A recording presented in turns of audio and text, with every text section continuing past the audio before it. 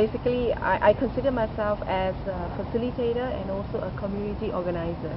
I won't say I am an activist, more of a facilitator or even a community organizer, because I see a lot of injustice and inequality between the rich and the poor, and then there is a lot of inequality in distribution of wealth in the country, and then also people are not aware because their lack of information.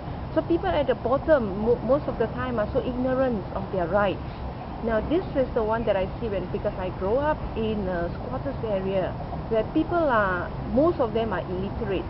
Okay, so they do not have access to a lot of information, and most of the time they are being deprived. Well, that actually sparked this inner feelings in me, like why they do not get it, because they are also a citizen of the country, they are also a human, and we are all born with the equal rights. I'm glad I came here because now I learn a new different frame about what is feminism and what actually women has been fighting all this while, because I've been fighting for equal rights for all, not only for women.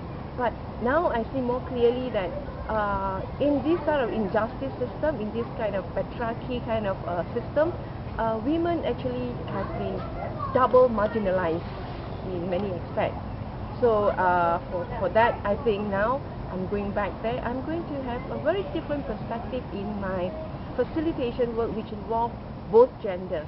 So now I have, I learned that women need a safe space. I always thought I've already given women a safe space to talk.